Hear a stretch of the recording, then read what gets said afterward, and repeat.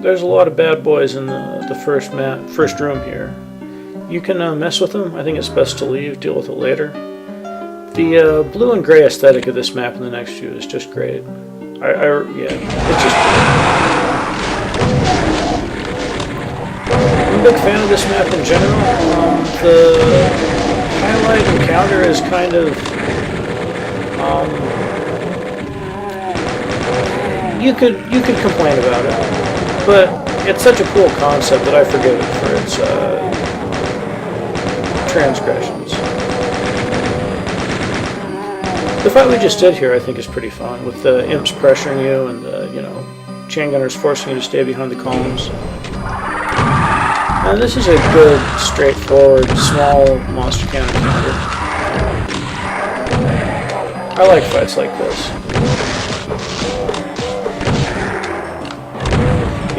Not spamming at all, the opposite of spamming, but still dangerous.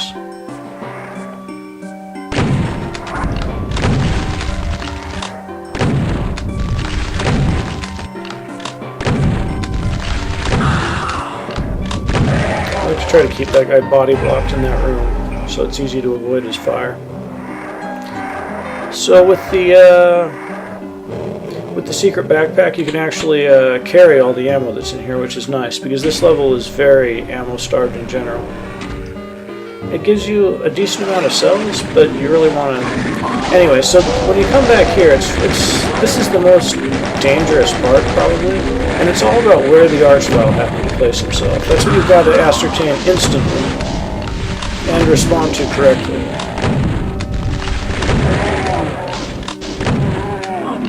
It's a very dynamic and dangerous encounter. But fortunately, you get quite a bit of health to work with. I lost a lot there, but it's okay. Like, there's another soul sphere up by those turreted Hell Knights. It's okay. This is kind of a chicken thing to do, but it's surprisingly annoying to deal with those guys from close in with the super shotgun. You want to conserve super shotgun blasts too. Like this map gives you a disproportionately higher amount of bullets compared to everything else. So anytime you can leverage that is pretty great.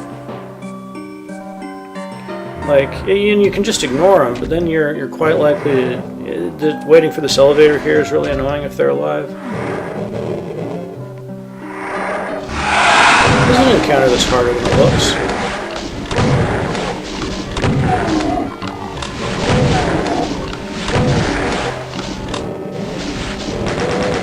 I consider the amount of health I lost there to be broadly a success. And then again, I'm using the chain gun rather than the super shotgun because I feel better able to afford it.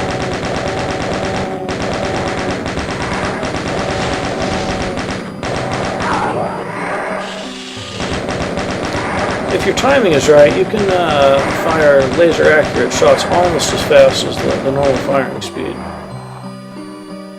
which helps a lot. It's inefficient to be spreading. So I sort of cheese this courtyard a little bit because I don't want to deal with it. And you don't have to deal with it. Do it the easy way. Look how bad I do this. Wow. And that. Incredible. I think I got hit by both of those. In which case I would be very lucky with damage.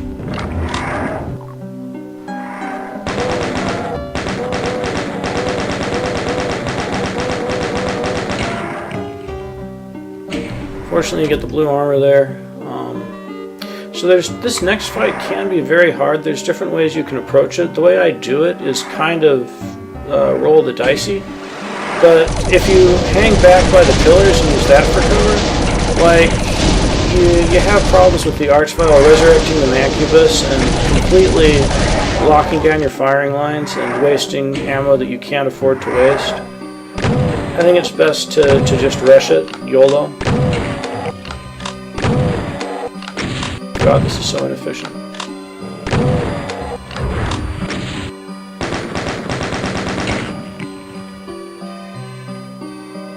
So that switch opens these stairs, gets you up to here to the next phase, so to speak. You probably guessed that something would happen if you step on that square. You'd be right. So take care of the imps first. The aesthetic in this map is so great.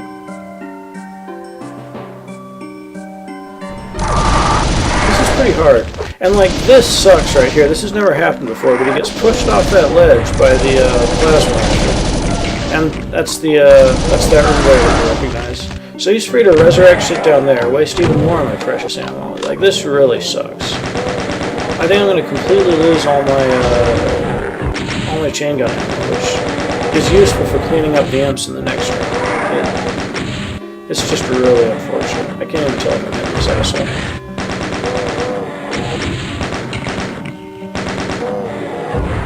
Eventually I get fed up and just jump down there. That was kind of a long walk humping it back.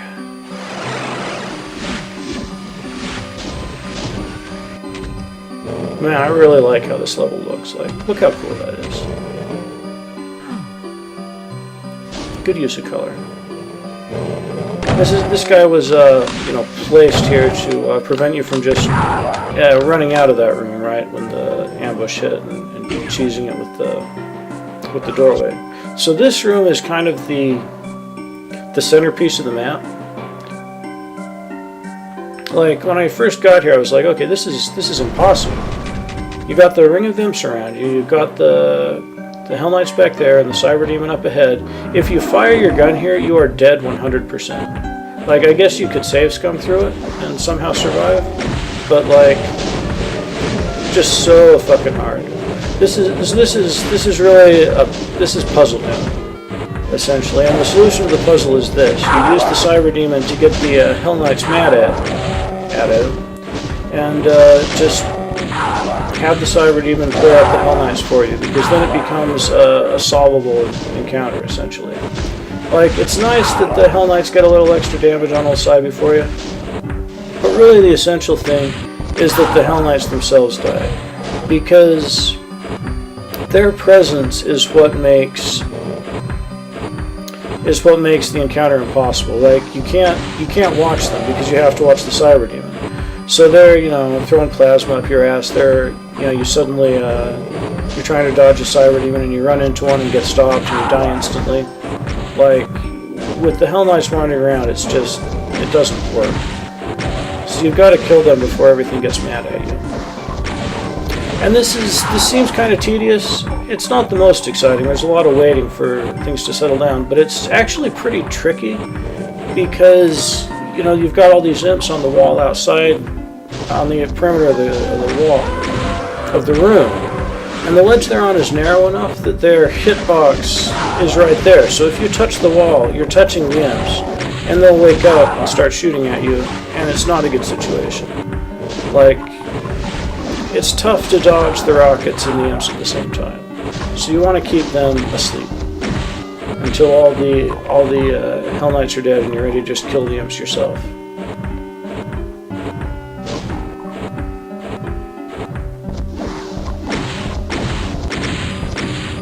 Somehow all those missed. Got it that time though.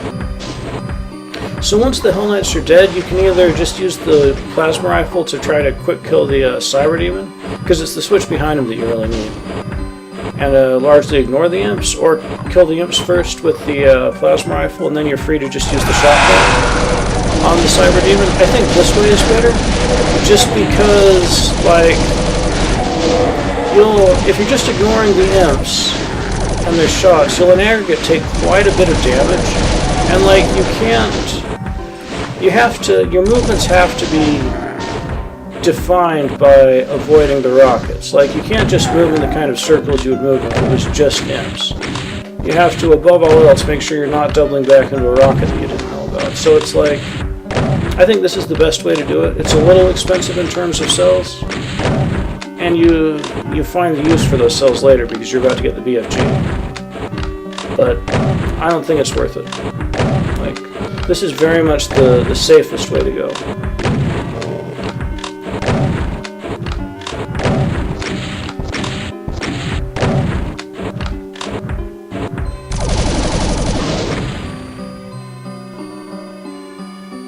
So that the worst is over at this point. There's a couple of other encounters involving cyber demons that can kill you if you're not careful, but that one's certainly the toughest and weirdest, and most unique. This next one's pretty straightforward. You get a cyber demon and some barons kind of blocking him off, so the infighting generally happens almost instantly, which gives you, the opportunity to get up in the cyber demon's butthole and kick his ass. I'm kind of counting on at least one baron lasting long enough to, here's our opportunity, and he's dead. It generally is just going to take 2 hits if you're really right up to him. Barons look a lot better with the Sunlust palette than they do Oneira. They're redder, less brown.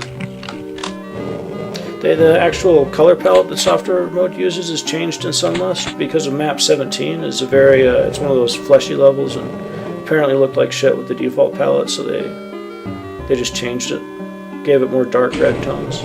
It makes the game look better in general, demons and barons, I feel, especially in low light conditions. Anyway, that fight's taken care of. It's really not that bad. I mean, there's a cyber demon wandering around in close quarters, so it's, you can die there. So we're back to the final area, or the first area, which is also the final area. Take care of these idiots so they don't have an opportunity to throw any spokes in the gears, so to speak.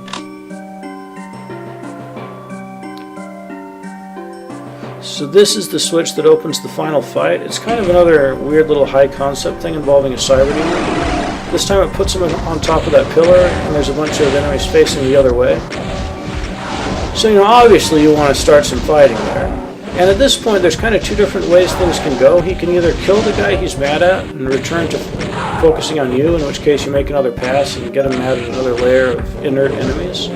Or what's happened here is the guy he's mad at is so close under the pillar that they can't hit each other. He just shoots his feet, nothing happens.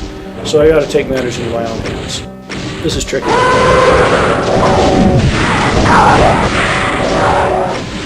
Wasn't all I could have hoped for there.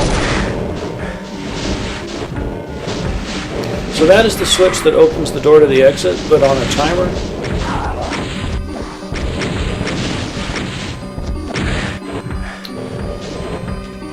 And then you'll recall that the teleporter in this room dropped me off on the pillar, right?